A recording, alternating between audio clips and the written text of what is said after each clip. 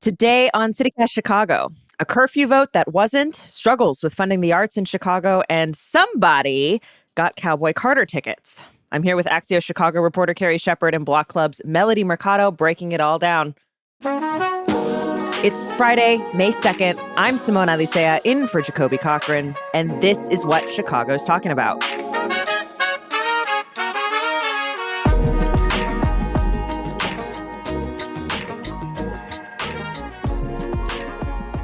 I am so glad to be joined today by some of our very good friends, Axios Chicago reporter Carrie Shepard. Carrie, welcome back to the show. Hey, Simone. How you doing? So good to see you.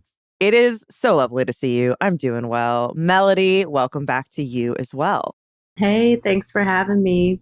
So, as you can hear, Jacoby is out on a well-deserved birthday vacation. But of course, that doesn't mean we're not going to round up the week's news. It also means I'm going to remind listeners that today is the last day of our spring membership campaign. You're going to hear plenty more about it, but you can always join at membership.citycast.fm. One thing that's new this campaign is that we are sending out some shiny new CityCast Chicago Neighbors mugs as a thank you gift to our new members. Carrie, I'm curious, do you have strong opinions about mugs? What makes a good mug in your eyes? I do. And I have strong opinions about being a member because I'm also a member and it's awesome. Yeah, thank you. It's funny you're asking about mugs because I'm drinking my coffee out of one of my favorite mugs. And this is a handcrafted mug from this very fancy resort that my husband and I went to a couple of years ago. It's quite big. It's got a good handle so my fingers don't get burned by there's enough room here. And so they would serve our coffee in these mugs and we stole 4 of them. Good on you, as you should. I'm just gonna go ahead and admit that it was an expensive and pricey place. We got it as a wedding present. But we still spent a lot, so we felt like we deserved these mugs. So I like that you got 4 too, so yeah. You could share them with guests. Yeah. Like you don't have to gatekeep that for yourself. The idea was to get a set, so we would sort of like. At breakfast, we would be like, may I have some coffee to go? I'm just going to take this back to our room. And then we would like stick it in a suitcase and then we'd do it again. And, so we have 4. Well done. I would love a CityCast mug. I love to represent places, love Oh, yeah, that. that's the best part is like having the logo and then everyone knows that you're in the In Club and like you're supporting CityCast Chicago. Melody, what about you? You've got strong mug opinions? I do. I am also drinking out of my favorite mug, which was made for me by my really good friend Elise. She's a ceramics goddess. Ooh. And she made this in my favorite color. I love a good, like, rich color in a mug because I like to feel special when I'm drinking out of it. It's also nice and deep. And I feel like it just wraps around very well in my hand. And I prefer like my handles not to be super big because I have smaller hands. So this is just like, I just love it. And it is my favorite mug. It is gorgeous. It is beautiful. It's gorgeous. If I could take a minute to sell you on the CityCast Chicago Neighbors mug just for one sec. What I love about the stories that you both told is that you had a personal connection to this item that you use every single day. And I think that's what the CityCast Chicago Neighbors mug can be for our members, right? It's you have a personal connection to this show, you have a personal connection to our newsletter, and you want to like you've shown your support so much that you're willing to spend $10 a month to support us. So like why not shout it out? Why not tell everybody with your pretty CityCast Chicago Neighbors mug? Also, she's thick. It's a nice little diner mug, like very insulated, gonna keep your liquids warm. So I highly recommend it. Anyone who signs up during this membership campaign, which again, today is the last day. So now is the time to do it. You do it at membership.citycast.fm. Get that pretty mug. Support your favorite show. Again, membership.citycast.fm. Of course, every Friday, we round up the week's news, everything that's interesting, weird, frustrating that happened in Chicago this week. And we bring in some really smart people to do it. Melody, I want to start with you. As we look ahead to summer, there's been a lot of debate at City Hall over how to address large gatherings of young people, often referred to as teen takeovers, quote unquote. There was one plan that would have allowed police to declare like snap or roving curfews, and it kind of looked like it was going to pass, but then it hit a snag this week. Catch us up. What happened? Yes, it was in public safety committee yesterday. That meeting was like 5 or 6 hours long. And spoiler alert, they made no vote, and the committee meeting is recessed, where they're going to try to fix some of the snags and answer some questions from various alder people who felt like this ordinance was not ready yet. There's constitutionality concerns and moral concerns as well. I feel like we've consistently heard the argument that this will disproportionately target Black and Brown youth from the South and West sides and discourage them from gathering really anywhere. And so that was a main concern. Also, of course, the concern of constitutionality, whether or not this is legally sound. We know that the city, for example, has already exhausted its police misconduct payout funds for lawsuits. And this is an ordinance that will very likely face several lawsuits, if not at least one. And so alder people just want to be very careful with what they put forward and whether or not it puts the city at legal and financial risk is one of the top questions here. And the committee, which is led by Alderman Brian Hopkins, who also wrote this ordinance. And for those who don't know, his ward encompasses Streeterville downtown, which has had a lot of issues with teen trends over the past couple weeks so far this year. That committee is recessed, and he's going to try and bring them back to pass us through before city council meeting, which is next Wednesday. So I'm currently on the lookout to see if that's going to happen. And yeah, it's just been a whirlwind. I feel like we have this conversation every year about curfew and have similar debates every year. Yeah, and I think that conversation getting louder and louder ever since there was a few years ago a shooting in Millennium Park that left a 16-year-old person dead, and then Mayor Lori Lightfoot enacted that Millennium Park curfew. You know, you had to go through all that security to get into Millennium Park every summer. There is currently a citywide 10 p.m. curfew for people under 18. But it's interesting because when this ordinance was first introduced, the original version essentially would have required, I think, the police district commander and then police superintendent to sign off on, hey, we're declaring a curfew, we're going to disperse this crowd. The newest version would have also required sign off from the deputy mayor of community safety in addition to that police leadership. I'm really curious about where Mayor Brandon Johnson is standing on this exactly. It's a little confusing because he's been pretty vocally against blanket curfews and the idea of adding more curfews, but obviously his office is collaborating on this ordinance. Where does he fall into this?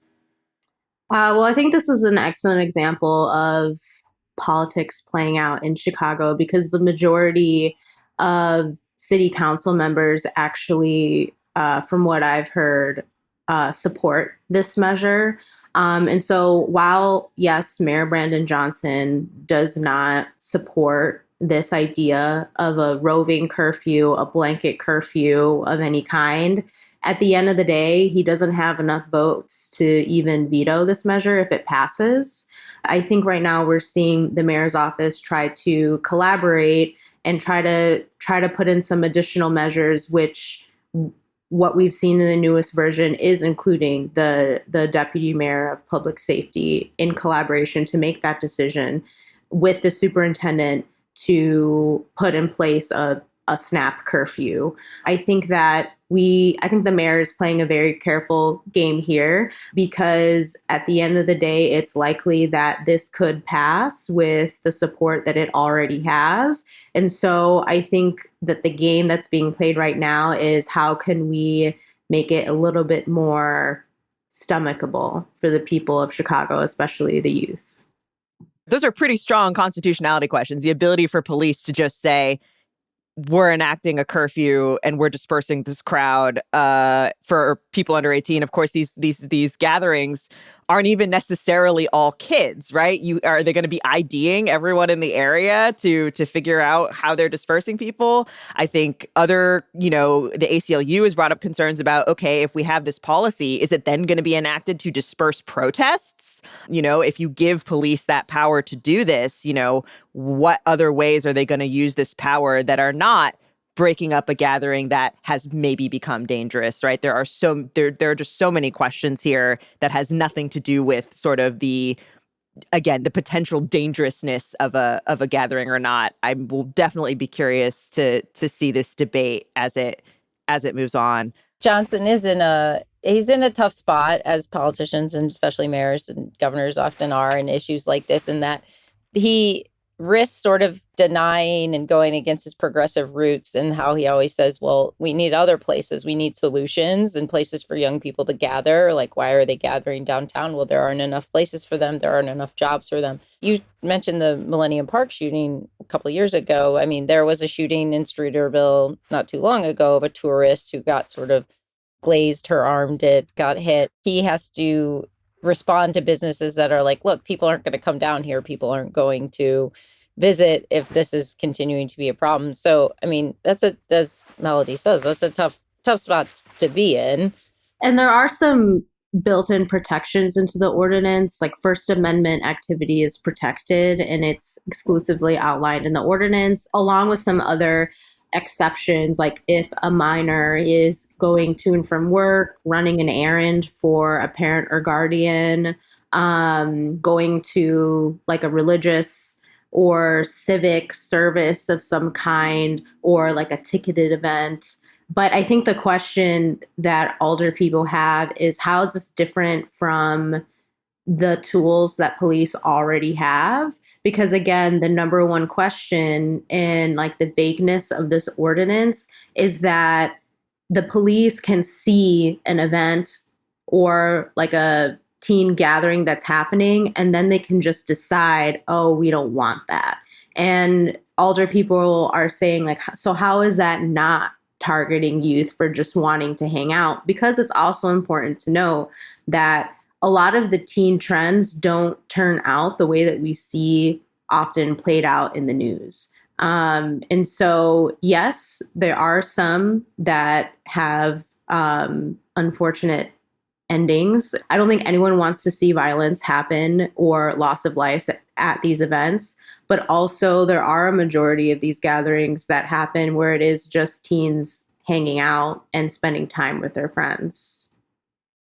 Melody definitely will continue to follow your reporting on this as it continues to make its way through City Council.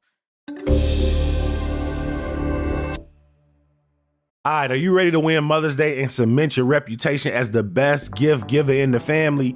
Well, give the moms in your life an Aura digital picture frame preloaded with decades of family photos. Seriously, I've already given it to my mom. My partner has given it to her mom and her grandma.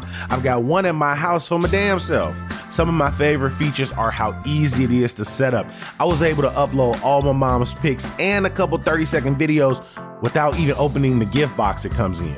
I was able to create a shared album right on my phone that me and my siblings can all contribute to from across the country, and with the unlimited storage, we never run out of memories. So, if you're in need of a gift, look no further than Aura's industry-leading digital frame.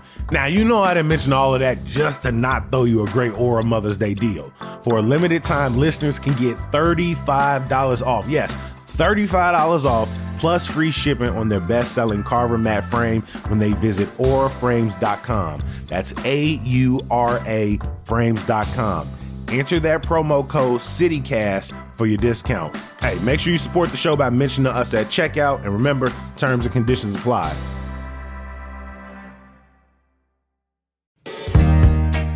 Hey CityCast, something I appreciate about the Cozy Earth Mother's Day sale is that they know motherhood looks different on everyone.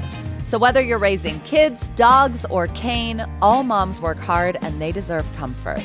So let me tell you about these Cozy Earth sheets. They feel like cool water, in a sort of, is this the Ritz-Carlton or my own bedroom kind of way. The pajamas are what I imagine celebrity moms sleep in, buttery soft. You're looking for the right gift because the women who raised you feel like home. And they are going to love Cozy Earth bamboo pajamas, and I know this because it's 3:24 p.m. and I'm still wearing mine. To celebrate moms everywhere, Cozy Earth is supporting your favorite local podcast and giving our listeners a special promo. 45% off site-wide. This is a luxury brand, and that is a mind-blowing deal. Use Cozy Chicago to take advantage of 45% off at CozyEarth.com. Before we jump back into the roundup, I just want to emphasize again that today is the last day of our spring membership campaign. Thank you so much to everyone who has already joined by going to membership.citycast.fm. Look, I know I sold you pretty hard on that mug earlier, and it is the last chance to get it, but I also want to talk about the other reasons you might support CityCast Chicago. I want you to think about what keeps you coming back to these episodes, day after day, week after week. Have we made you feel more connected to local news and what's happening in Chicago? Have we made you feel more connected to your community? Have you suddenly become the most informed person in your friend group? Has our show become a resource that you rely on? If you answered yes to any of these questions, I think you should consider joining at membership.citycast.fm. CityCast Chicago neighbors, our members, you all keep this thing running day after day. With your support, we can come back and keep having these conversations and keep doing all those things I just listed. Yes, there's the mug and the other benefits, ad-free listening, invites to members-only events, which of course only furthers that connection to the community. But really what we're asking for here is if you have found value in what we do, and if you can, help contribute to it directly. Do it now on this last day at membership.citycast.fm. But yes, let's get back to what else is happening around Chicago, or at least what's affecting Chicago. This week, the president signed executive orders targeting sanctuary cities. The U.S. Department of Education is investigating CPS, and Head Start Illinois is suing over proposed federal funding cuts. Carrie, I want to rapid fire through some of these real quick. Let's start with what's going on at Chicago Public Schools. The CPS one you mentioned, this is part of the Trump administration's continued assault on quote unquote DEIA programs, which is, of course, diversity, equity, inclusion, and accessibility. There's a program in CPS that sort of attempts to level the playing field because the majority of the student body is Black and Latino students. And because the data is showing that they are not at the same rates of success as some of their white peers, there are programs to help level that playing field, which is, how it should be in the education system. Everyone is public education system. Every kid and student should have a fair shot at success. But of course, the Trump administration, and not just the Trump administration, this is something that, and Melody and I have both covered Bally's quite a bit. This is something that private groups also target. There are these quote unquote anti-affirmative action groups, and they are litigious and actually they usually are successful in their litigation against programs that they say discriminate against them as being white or male or whatever. If there's a program that especially is targeted for women or minorities, this is something that CPS is under attack for, which CPS has said, and the Chicago Teachers Union has said they will continue to do this program because the reality is that executive orders, when you talk to legal experts, the answer and response seems to be the same of like, well, we don't really know what these do because they are in what you see is that you have state leaders and city leaders say, well, we're going to follow the law. And that's what attorneys general say, too. Well, the law says we do this, and an executive order doesn't change the law. That's not how it works. So it's a threat, I guess, but it doesn't really do much more than that. It's interesting because I think the trick with executive orders is like, especially with ones as vague as the ones that are coming out of this administration, it's always a matter of, do the institutions that these affect actually, are they going to follow through? What are they going to respond to? And so, for example, in the case of CPS, you have the U.S. Department of Education saying we are going to investigate CPS over its Black Student Success Plan. We're gonna look into this because we think it's a discrimination violation. Which again, that concept is preposterous. It's not discrimination. Few other executive orders that came down this week. One that orders state and federal officials to publish lists of jurisdictions that limit cooperation with ICE, Immigration and Customs Enforcement. And then there was another one that would essentially bolster support for officers who have been accused of wrongdoing, and increase access to like excess military for state and local law enforcement. I think Chicagoans would see both of these and be like, oh man, that could affect us here. This is a consistent attack by the Trump administration on cities like Chicago, Denver, New York, who have sanctuary city ordinances. As you know, Mayor Johnson said to a congressional committee a couple months ago, we follow the law, we follow the law, we follow the law. But the sanctuary city means that local police and law enforcement will not coordinate with ICE to just enforce these sort of arbitrary raids that seem to be happening. And the idea, I think, with these executive orders is that there's this constant threat of we're going to strip funding, we're going to take away money from you, because that is, to their credit, leaders of these cities have not backed down, and this is not, sanctuary city status is not new in our city. This has been around for 40 something years. To the 80s is what we're talking about. So the sanctuary city one, the other one about the police, of course, Chicago police are under a consent decree, which is a federal mandate for reform. And CPD leader Larry Snelling, I believe, said we will continue to adhere to the consent decree because they have to by law. As Melody said, police misconduct in our city is it is a moral problem, but it's also a very expensive problem in our city. We consistently spend millions and millions of dollars to settle these cases. Blow through our budgets for misconduct. And the idea that we even have a budget for that is disheartening to put it lightly. But so, to say that we're going to give even more money to that. And, there's this thing that comes up quite often that Trump said on the campaign trail of like some sort of unidentified police officer said, well, if we weren't so hamstrung, we could do our jobs. This is something you often hear from, opponents of a consent decree and police reform as they say, well, we're just trying to do our jobs. Well, this is not trying to do our jobs. As these cases have shown, the misconduct is much more severe than just trying to do your job. Last thing I want to touch on here, Head Start Illinois, along with other states, are suing over proposed federal funding cuts. Head Start offices were also closed in April in Chicago and other cities. Carrie, can you remind us what Head Start does and what's going on here? Yes, Head Start is a program that came around in 1965 during the Civil Rights Movement. And this is about providing early childhood education, childcare, nutrition assistance, some healthcare assistance to families who are living in poverty. And the idea being also that proponents of this who say, this is a program that's been proven successful for decades and decades. This is an ability for kids, especially parents who have to work. This will provide childcare for them. Childcare is extremely expensive. So this is something that they will still be able to work and their children will be in school. This is also an economic engine for adults who can get jobs through Head Start. So a few weeks ago, a proposed Health and Human Services budget was leaked. The AP reported this first, that wiped out Head Start funding.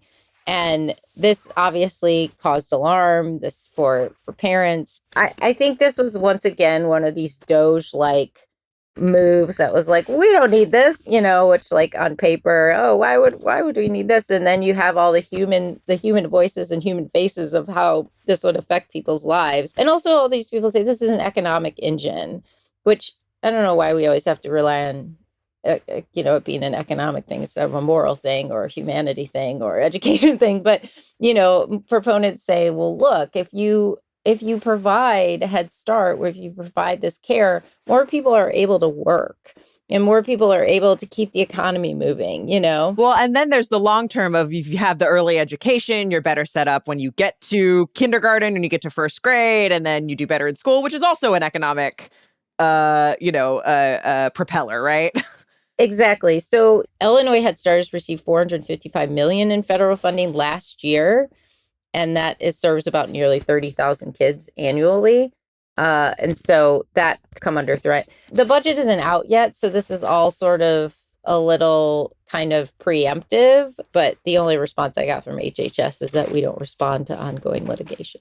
I think it's a good reminder that all of these federal, state, local programs that exist that we don't pay attention to because they're in place. And when I say we, I mean the general public. There are hardworking public servants who dedicate their lives to making sure Head Start works, to making sure that, kids at CPS are getting the same sort of, this is getting the same sort of education. And and sanctuary cities to make sure that our neighbors and communities are safe and not just whisked away for no reason.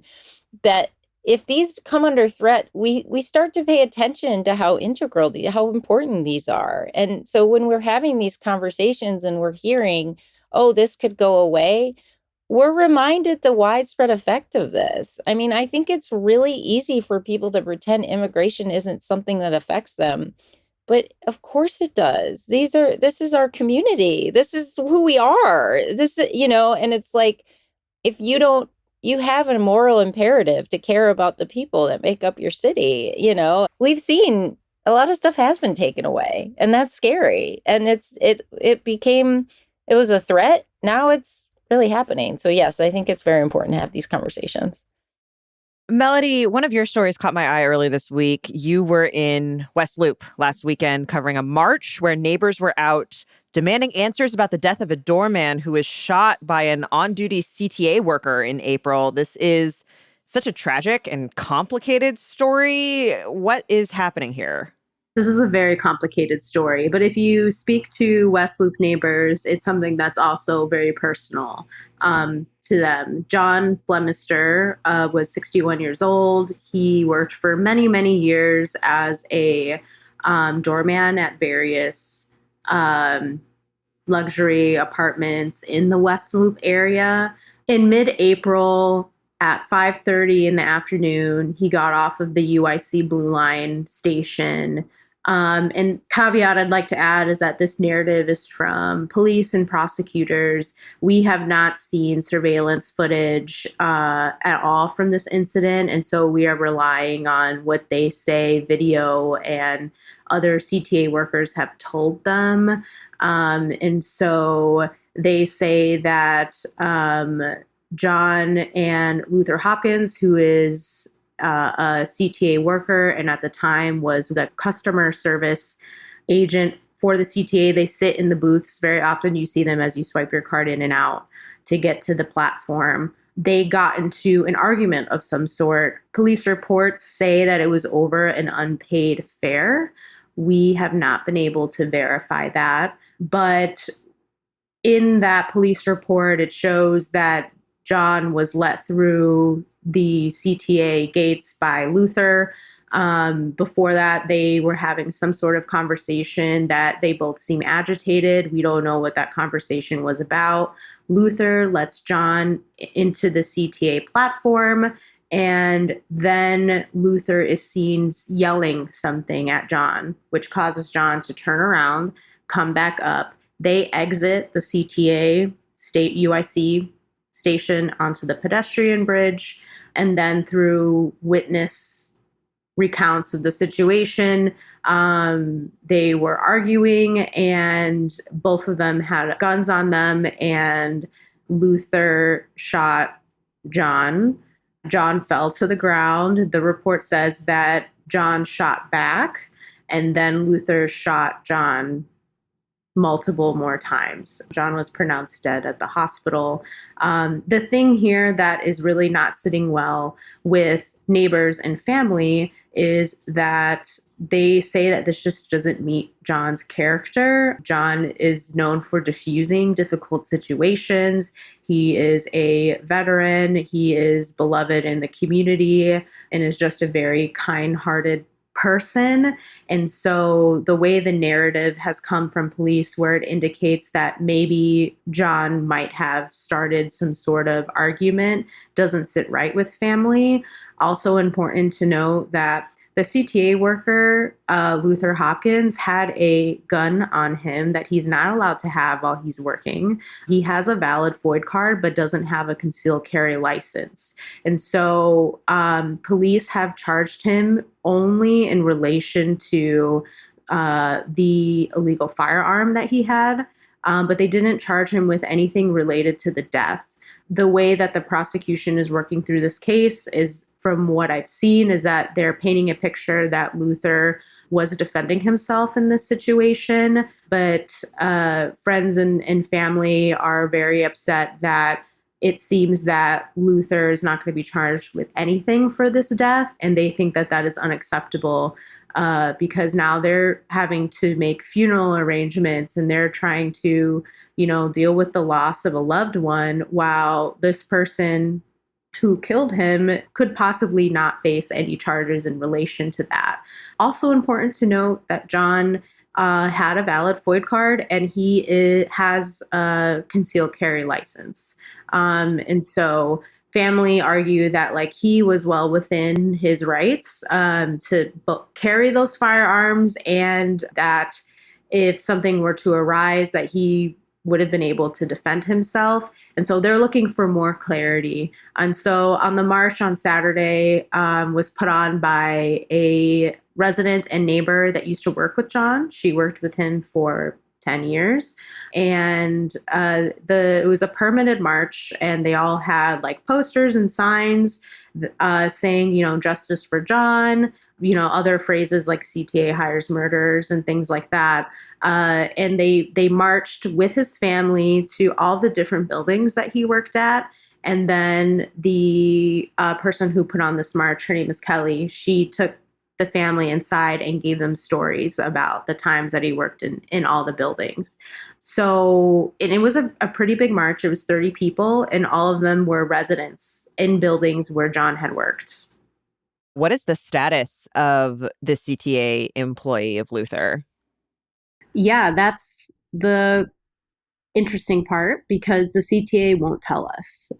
So in a statement, they said that they will be taking action and said that that could lead to termination. But then when I asked a week later about the status of Luther's employment, I did not receive a response.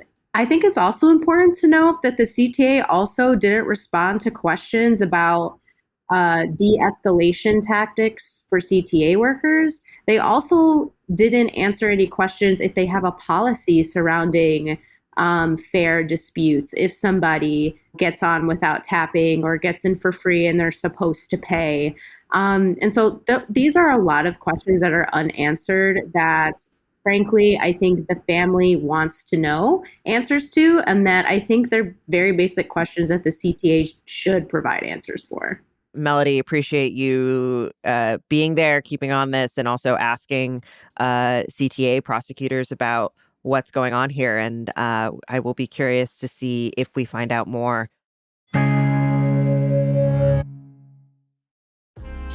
What's up? It's your host, Kobe, popping in to tell you about our new CityCast Chicago Neighbors program. I know you've heard us talk about membership before, and many of you are already a part of it.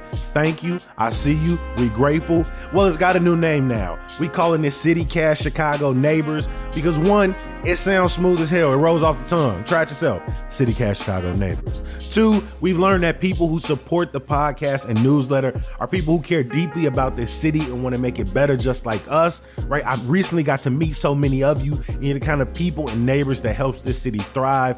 We're also adding benefits. CityCast Chicago Neighbors still have access to ad-free podcast listening and an exclusive weekly local events preview. But now you can also get regular events like happy hours with other CityCast Chicago neighbors, local volunteering meetups, and other members-only events where we explore and better our city together, brag on the things we love, and you get to shout out a local business or organization you love on the show and in the Hey Chicago newsletter.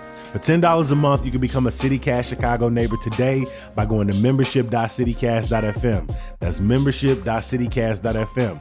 We couldn't make this show without people like you supporting it, and we're excited for you to be a part of it. Thanks.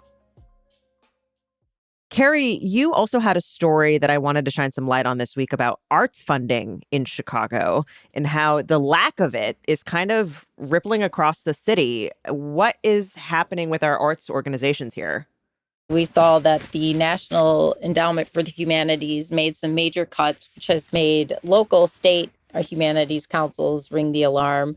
Some good news before we get into that is that the Mellon Foundation came forward this week and they announced that they're giving $15 million in emergency funding to state humanities councils, which is some good news. But this was actually precipitated Lynx Hall. It used to be a venue performance space in Wrigleyville, and now they work out of Constellation, which is on Western in like Roscoe Village. And they've been at the forefront of doing experimental sort of dance-based performative stuff. They've done a lot of LGBTQ plus programming. So they announced a couple weeks ago that they are closing shop in June. And to be clear, I spoke with their executive director and they made it very clear this was not entirely because of not receiving this grant from DCASE, the Department of Cultural Affairs and Special Events, but they had been receiving the City Arts Grant from DCASE for years and years, and they didn't receive it. And they told me, the executive director told me that was just one piece of the puzzle that sort of, they said the responsible thing for them to do was to decide to close up shop so staff could sort of have time, so they could continue to pay staff for as long as possible, as opposed to just doing one of these abrupt closures. All of this in the city level are happening against this backdrop of 200 artists last month signing a letter calling for better management and transparency from DK's Commissioner Clene Hedspeth. I will say that the executive director of Lynx Hall told me that, they also signed this letter, and Hedspeth, the commissioner, called them and this this week and said, how can we help? So they feel that they're actually being listened to. Maybe Clene Hedspeth commissioner is finally kind of, I say finally because this is not new. This has been happening for months where people are like, we need response from you, but that the commissioner is maybe responding and taking some responsibility and taking some action.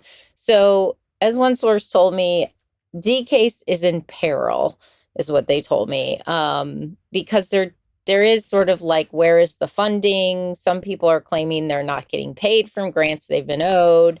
They say there's sort of this lack of transparency. For example, for that Chicago Presents thing, these smaller arts organizations, they live off of this kind of funding. And the bigger point of it is the ripple effect. If it's great that the Mellon Foundation jumps in and gives 15 million, but there's only so much private institutions can fund arts across 50 states. Think about it, just think about all the arts orgs in just our city. Think about all the arts orgs in your neighborhood, this is, and obviously there are different levels of funding, but it becomes this issue. And when you have these attacks on social services and agencies and nonprofits, there's a smaller pie and everybody wants a piece of it. So it's kind of becomes this, well, I can't give to you because I'm giving to you, and I can't give here because I have to give here. So it's a ripple effect of funding. We talk so much about budgets on this show and, crucial services that could be on the chopping block, or are you going to fund this or that? Why are we paying so much for police misconduct when we could be paying for youth programs, right? It can be so easy to just be like, well, it's just arts, right? Is it a necessary quote unquote thing we need to fund? But it's like the arts are what make living in Chicago worth living, right? This is right. The number one thing with the arts is it's community. It brings us together. It's enjoyment. It's joy. It's acceptance. It's expression. It's all these things that it's exposure. Chicago is known for our ability for people to throw an art gallery up in their house, to perform a show, a play in a church basement, and it's launched the careers of so many people. Stephen Colbert was on CityCast and said the same thing. That's Chicago. It's all the storefront theaters. It's the music. It's experimental music. All this. It's the dance. So, yeah, I agree, Simone. It is essential. It separates us from, I don't know, the animals, I guess. Creativity and arts. Well, of course, every single episode, every day, every week, we always try to leave you with a little bit of good news because, good God, we need it. Melody, I want to start with you. What's your good news that you want to share with the people? Yeah. So I am going to go see Bad Bunny in concert in September. He's doing a residency in Puerto Rico. And yes, I am Puerto Rican for anybody who doesn't know yet. I hope people would know. But I'm really excited because I'm going to be going with my cousin who lives on the island. And then hopefully we'll also be looking at wedding venues, which I'm very, very excited about. Congratulations. Thank you. My fiance and I are in the beginning of planning, and we know we want to do it there, and we're just very excited. So, yeah. I'm so jealous. It's going to be so warm and the dancing is going to be so good. It's going to be, oh my God, the vibe is going to be so right. It's going to be so correct. And just, I'm so jealous.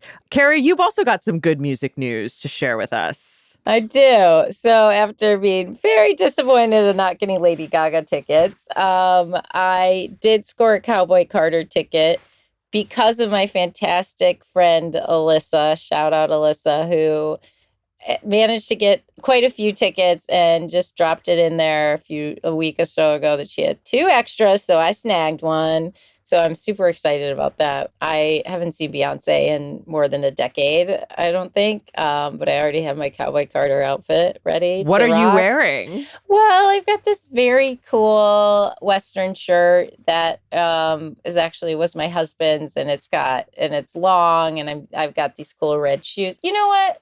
Simone, Well, let's keep the people guessing. We'll see the pics when they drop. You will see the pics when they drop. So it's May 17th, Beyonce. Yes. So I'm very excited. At Soldier Field, correct? Yeah, which is where I saw her last time as well. So it'll be super, super fun. And I just love the joy of concerts like that. My favorite artist, I'm seeing Lucy Dacus tonight at Chicago Theater. So I am very excited about that. Good for you. That's so cool. That's so cool. So I do have some concert going in my life, but Bad Bunny, Cowboy Carter, those are some big ones. And, Yes. And I think that's great. My good news is today's the last day of our membership campaign. It's good news because it means we're not going to be in the listeners' ears all day, every day, telling them to sign up at membership.citycast.fm. But it's also good news because, like, I love membership and I love hearing from all the people who have joined. Sharon R. said, quote, "I love all things Chicago, been here for 40 years and can't imagine living anywhere else." And it went on to talk about how last spring, Sharon started something called Adventure Thursday, where Sharon reserves Thursdays to experience and explore something about Chicago. Neighborhood tours, been kayaking, a tour of Wrigley, roller derby. And Sharon started subscribing to the Hey Chicago newsletter, listening to CityCast Chicago to learn more about the city and get ideas for Adventure Thursday. That is amazing. Oh my God, I want that to be my good news. That's so cool. Isn't that so cool? I was like, That's I want to so go on cool. Adventure Thursday. Apparently, you can actually hear more about it. Sharon has a Substack about Adventure Thursday where you can see more. But I think that is just such a quintessential, like, it's our raison d'etre, right? To be here to provide something for readers and listeners so that they can get to know the city better, more intimately, build that community, Carrie, that we were talking about, and actually get out and do the things. So thank you so much to Sharon and everyone else who has joined during this membership campaign. Again, it's our very last day. So now is the time to join. Do it now at membership.citycast.fm. I want to give a huge thank you also to our guests who have joined us on this Friday. Carrie Shepard of Axios Chicago. Thanks for coming by. Of course. I love seeing you all. And Melody Mercado of Block Club Chicago. Thank you so much for joining us as well. Thanks for having me. I have some more new CityCast Chicago neighbors I want to thank. Janet L., Bridget R., Quentin F., Rosie M., Joanna T., Darrell W., Rachel F., and a special thank you to our friend Jamie Nesbitt Golden, a frequent guest, good friend of the show. So glad that you are here supporting us. We are so grateful. You are all helping to keep CityCast Chicago going. And I am just overwhelmed by how much I appreciate your support. All of our members, they signed up at membership.citycast.fm. This is it. This is the last pitch. You're not going to hear the hard sell again for a while, many months. And look, if you made it this far into the episode, we know you love CityCast Chicago. And I'm certainly not going to blame anyone for waiting until the last minute. But seriously, this is the last, actual, literal minute. You know where to go to support this show. It's membership.citycast.fm. Don't miss out on the mug, the event invites, or just the opportunity to show some love to your favorite podcast. Again, say it with me now. That's membership.citycast.fm. And thank you so much. That's all for today here on CityCast Chicago. Our regular host is Jacoby Cochran. Our producer is Michelle Navarro. Our Hey Chicago newsletter editor is Emmy Mack. Our roving producers this week were Natalie Rivera and Francisco Kilgore, and our roving newsletter editor was Adrian Gonzalez. Our social media manager is Rick Homuth. Our music is by Sam Thousand, All the Kimonos, and Mark Greenberg from the Mayfair Workshop. Additional music this week from Sven Lindvall and Mooncrest from Triple Scoop Music via Getty Images. Also, Sarah the Instrumentalist, courtesy of epidemicsound.com. I'll be back with you bright and early on Monday. We'll talk to you then.